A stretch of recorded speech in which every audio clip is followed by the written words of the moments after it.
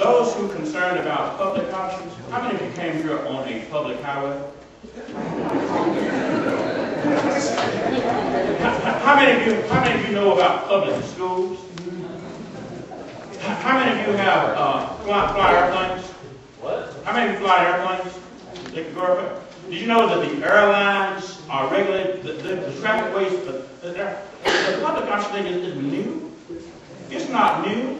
If you drive on a public street, that's public option. You didn't pay a curb. You didn't buy the street. So let's get real and serious, because there's a whole lot of drama being brought up about the public option that is just that, drama. And I think it's important that we realize that the reason why we don't, and I teach constitutional law, so I understand what Madison wrote. I also understand this. The Constitution doesn't say anything about an aerospace program, does it? No. The Constitution doesn't say anything about a stock market, does it? The Constitution is not a statute. It is a framework for government. If you don't know what you're doing, you shouldn't read what you don't know. Thank you, Judge Griffen. I thought in my bunch of Marbury versus Madison, after Marbury was mentioned, that is the case, of course, the government's power, this government in the United States, the power to review the Constitution and other things that legislature did to start with. In the first case, where constitutionality and constitutional jurisdiction was decided in Mr. Marbury. But let's move to well, I believe constitutional lawyers on both sides of the political fence have posited that the Interstate Commerce Clause does grant the power to do this. So I will stop with the Constitution there and reserve the rest of my time to addressing the scare tactics and the use of illegal immigrants. Number one, I don't see where in this question it had to do with anything, although I keep hearing about it. And I'd also like to point out that it's a traditional scare tactic to divide people, to pit minorities against each other. Right. I think it's deplorable, and I think the tactic should be renounced. Thank you.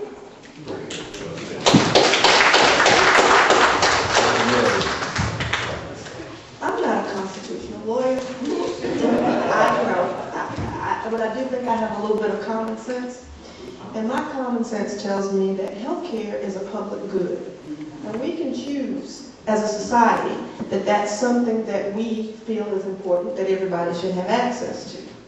Now that same Constitution used to also say that I wasn't a full person. So that's my 2 cents on that. Lastly, my statement would be, whenever we talk about, everybody gets hyped up about the public option, then we talk about market forces. Let market forces take care of this. But we've seen what market forces unregulated do. We've seen it in the banking industry. We've seen it in the housing. We don't need to see the same thing in healthcare.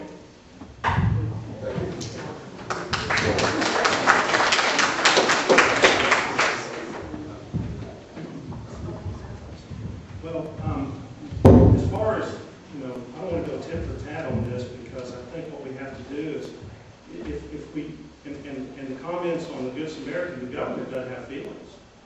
We do, and it's good to talk that way, but when you get to the government, they don't have feelings on what you are. As far as roads go, yeah, they're needing repair, and they're going to get ready to blue dog. The committees get ready to increase their taxes to fix it. As far as schools, lows of quality, no discipline in our schools, they're not giving us education. Airlines are bankrupt, and Medicare is broke. Yeah, they're all government responsible events that we say we participate in. I think that less government is more the answer. I'm not looking at Democrats, I'm not looking at Republicans, I blame them both. But what we have to look at as far as we the people, what's best for us.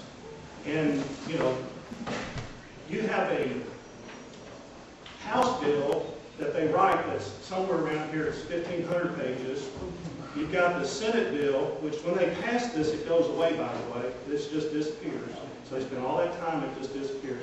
Then they run over to the Senate to try to take the best of this bill, put it in the Senate bill. And that's where they're at working now. But guess what happens after they pass this bill? it disappears. And then they go into this conference, you see. They go into a closed room. It's like when they pick the Pope, they wait for the smoke to come out. Only a few get to write the final bill. Well, who are those few? And what's in that bill? Because what we're talking about today with what's in the guidelines, we don't even know, because they're just playing games until the final bill in the conference, and then the conference comes out, and those authorities in the government sits down and says, okay, House, here's your bill, vote on it in a certain period of time. Senate, vote on it in a certain period of time. Are we the people going to get a chance to review what the conference does? Because when the Senate votes and it goes to the conference, they get to write anything they want. And then the Houses have to pass it. But will we, the people, get to see that bill before the House makes that pass? Because what we're talking about today is just what's proposed. It's not in the bill. We don't even know the bill because it's still in conference. Anyone care to do a 30-second response? We'll start with Senator. Okay. We're going to use about seconds. You go first, and then I'll go second. All right. Well, first off, to respond to that, I mean, the conference part of the writing of the bill, it's not some secretive, clandestine thing that they do where they go behind closed doors and write a bill and no one knows anything about it. These are members of Congress. These are members of the House and members of the Senate who were chosen by the Senate Majority Leader and the Speaker of the House. Just as if a Republican ran the Senate and the House, they would do the exact same thing. It's going to be people who are appointed to this committee. They're called conferees. They will combine the two different versions from the House and the Senate, draft that bill, and that bill has to go back to the House and back to the Senate for final approval. This doesn't go to conference, become a bill, and no one votes on it, no one reads it. It just happens overnight. So again, I need to dispel another myth that's out there that these egregious forms of misinformation. So again, incorrect. I'd like us to go back and understand, as we talk about this Constitution, there are 100 senators. And one of the things that's the most important is the infrastructure of our constitutional governance. We have 2 senators. Every state, 50 states have 2. What we know is that local government is where the ball is. What we are going to be doing in Arkansas is looking at our representatives, infrastructure representatives. We have Blanche Lincoln and Mark Pryor.